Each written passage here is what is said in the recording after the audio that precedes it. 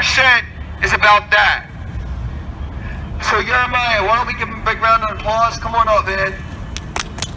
Yeah! Yeah! All right, Jeremiah.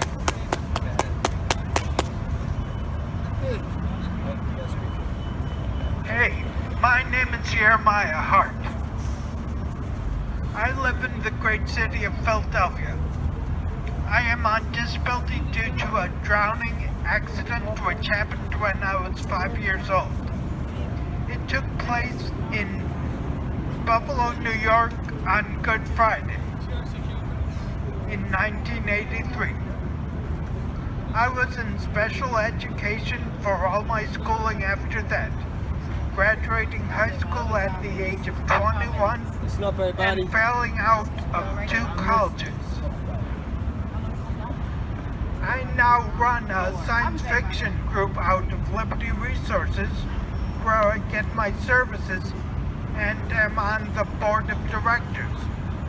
I do functions with ADAPT as well as the Equality Coalition.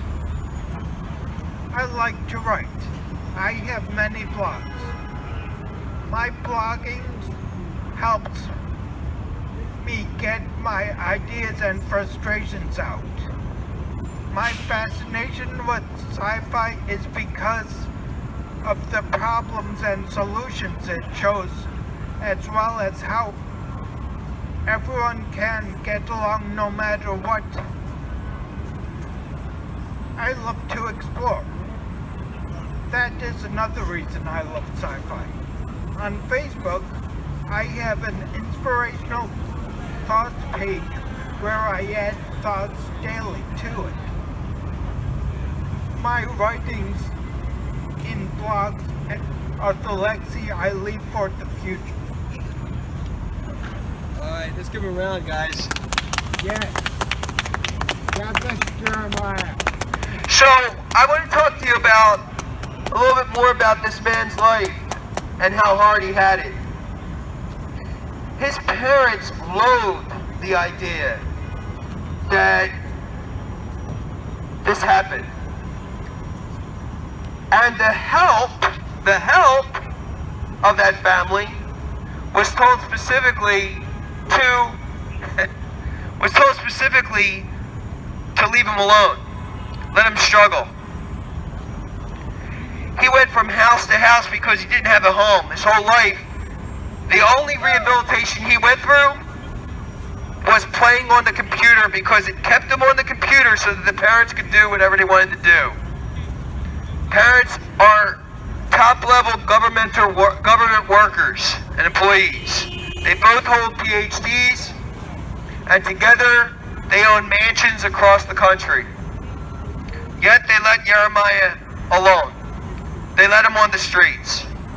When I met Jeremiah, he had 2 different shoes on, old socks. He had a shirt that was so raggedy. And I found out the story after we talked. And I thought that I would be able to help him out for a week. And a week turned into 2. 2 turned into 2 months. And 2 months turned into 2 years. And 2 years turned into 12. 13 years later, Jeremiah still lives with me and I still help him. I didn't even know that back then that I would be able to actually get a job helping him out. I helped Jeremiah out for 4 years without getting paid in the Home and Community-Based Services Program here in this country. That is in almost every state. So Equality Coalition is not about us. It's about helping each other, working with each other. We're not asking people to pull people off the street, whatever the case is. We're asking people to support one another. And that's how this coalition started. At this time, we always let people speak. And I want to introduce somebody here tonight that has been working with us and out here every day. No, just keep this out. That's what I say. Right. First of all, I'd like to have everybody's attention, please, if possible. Now, Nelson. What's really pissing me off is about the 1%. If you look directly over there at the Ritz,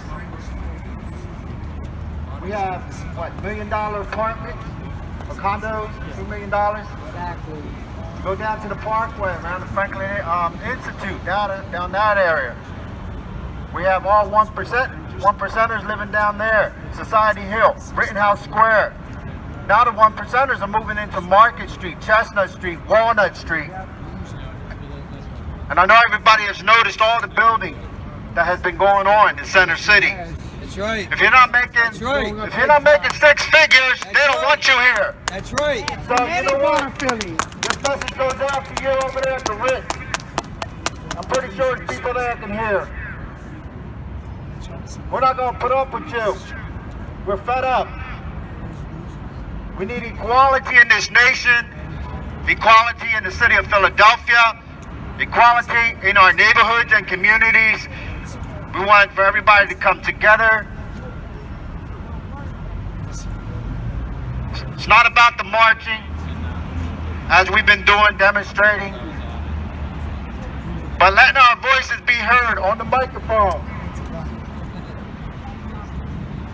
Another thing about the 1%. You know, when I was homeless, back in 2012, to drug addiction, I lost my place in Camden, New Jersey. And I ended up on the city of Philadelphia, had no idea how I was going to survive. I was scared. I didn't know where to go, who to talk to, where to go eat. And a lot of 1%ers walk by the homeless on a daily basis in every metropolitan city throughout the United States of America. They belittle you. Some people get spitted on. I've seen people get hit, kicked, beat up, assaulted, even robbed. How you gonna rob a homeless person when they aren't? You know, when you don't really have anything for that person to take in the first place, right?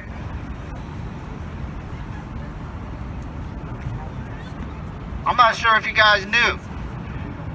I want you to hear this. Hello? I want you guys really to hear this. Listen up, guys. The demonstration, that organization, what was it called again? The Equality Coalition. No, not ours. Not this one. Which one? The one that was marching. Justice. Oh, Philly Coalition for Yeah. Real Justice. Well, Philly Coalition for Justice. You know how I used to be with them? Anybody The knew people that? who are fighting the cops right now? Did you know I used to be with them? Used to be. Listen up. Used to be. Past tense. Used to be. As a matter of fact, I spoke to one of the there was a captain, a white captain, Officer Glenn, and I spoke to him personally. I said, you no longer have to worry about me marching with them anymore. I'm not against you. I am for you. I am for you. They're here to protect us, not to hurt us. Exactly.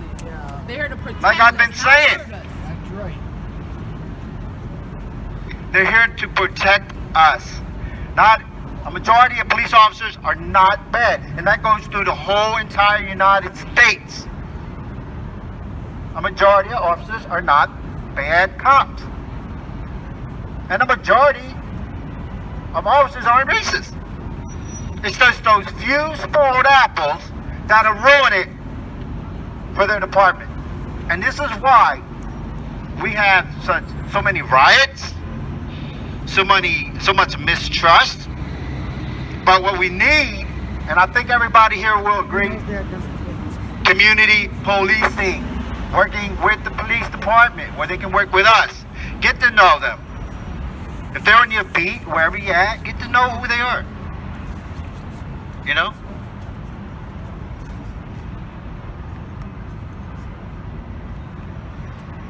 Don't be afraid of them.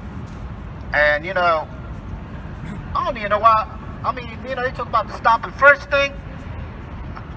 I'll be honest. I am against that stop and frisk. I mean for everybody, white, black, Puerto Rican, whatever nationality. It's not just the black community. That goes for everyone. But the majority of the black community have been affected by it, and it's sad.